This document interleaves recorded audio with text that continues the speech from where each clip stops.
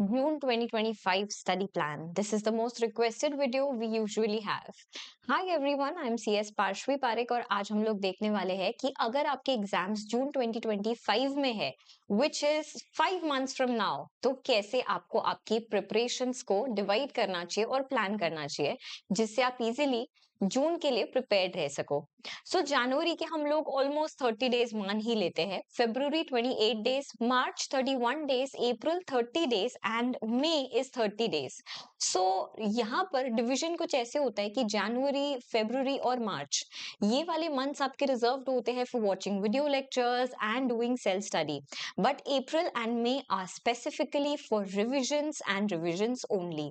अब अगर मैं वैसे बात करूं तो आपके पास टोटल 148 डेज आसपास है to prepare for your June exams. Now how should you plan?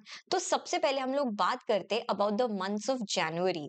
जनवरी में आई एम अज्यूमिंग अगर आपने पहले क्लासेस ज्वाइन कर ली होगी या फिर बाद में की होगी, in both the cases your video lectures और classes might be going on. So the first and ideal thing to do would be to complete watching your video lectures. लेकिन जब आप वीडियो लेक्चर्स अभी देख रहे हैं, क्योंकि जनवरी का महीना चालू हो चुका है, आई वुड सजेस्ट कि आप साथ साथ में समरी नोट्स बनाएं क्लासेस के साथ साथ, और जितना क्लासेस में आपको पढ़ा दिया गया है उतना अच्छे से अंडरस्टैंड कीजिए। जनवरी वाला मंथ जितना भी आपके क्लासेस होते हैं उसमें आप अंडरस्टैंडिंग पे ज्यादा फोकस करिए। एक बार रीड आउट करना, एक बार अंडरस्टैंड करना, जब जो क्लास हो जाती है उसके बाद वो चीज पढ़ना, या पूरे वीक में जितना भी वीक का पढ़ाया हुआ है उसको रिवाइज करना, उसको गो थ्रू करना अच्छे से। So this is for January. अगर अब मैं फेब्रुवरी की बात करूं, so complete watching your video lectures, because I am sure कि फेब्रुवरी में भी आपके लेक्चर्स चल ही रहे होंगे, आपकी क्लासेस चल ही रही होगी। साथ ही में अगेन समरी नोट्स तो बनाना ही है। ये वाले नोट्स क्योंकि आपको तब काम आएंगे जब आप प्रिपेयर कर रहे होंगे एग्जाम के लिए, एग्जाम के बस पहले वाले टाइम में। ऑल्सो फेब्रुवरी से start revising the big chapters.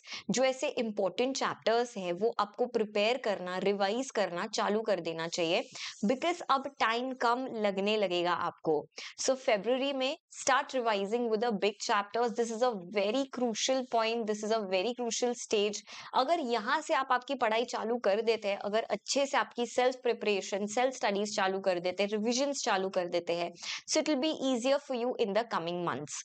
मार्च की अगर मैं बात करूं, सो मार्च में आपके रिमेनिंग लेक्चर्स होंगे, लेकिन I am assuming mid of March में आपके लेक्चर्स खत्म हो जाते हैं, या मैक्स टू मैक्स पूरा मार्च चलेगा। April and May is usually a bit easy breezy वाले, क्योंकि बहुत कम चैप्टर्स होते हैं जो बचे हुए रहते हैं, बाकी यूजुअली सारे हो ही जाते हैं।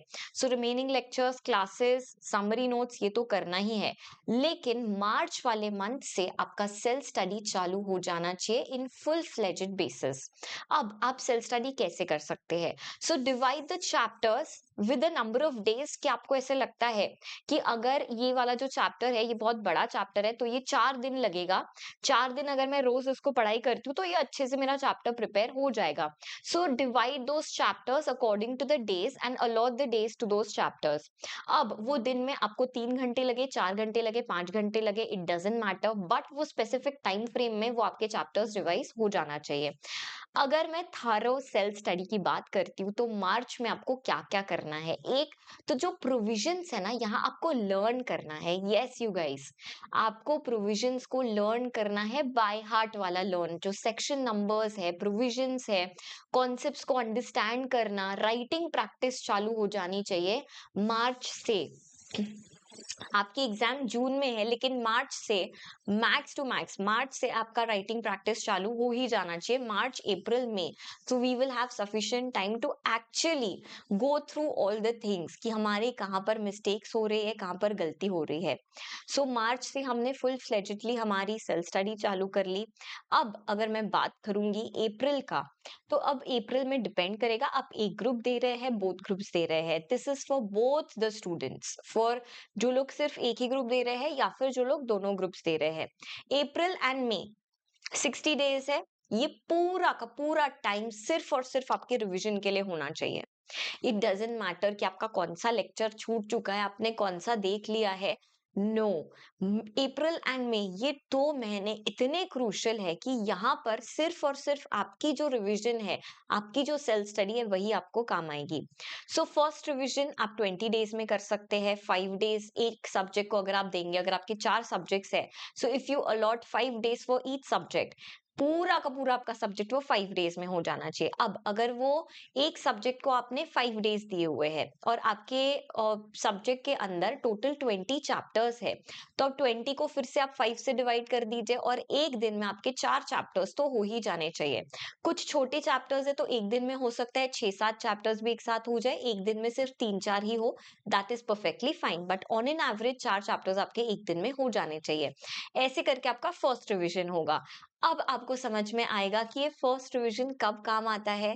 जब पहले से अगर हमने पढ़ाई कर ली होती है तभी ये फर्स्ट रिवीजन का कोई पॉइंट हो रहेगा। Yes, second revision next 15 days का होगा, तो यहाँ पर हम लोग 4 डेज अलॉट करेंगे हर सब्जेक्ट के लिए, एंड थर्ड रिवीजन हमारा और 15 डेज का रहेगा। 3-4 दिन हम लोग हर एक सब्जेक्ट को अलॉट करेंगे।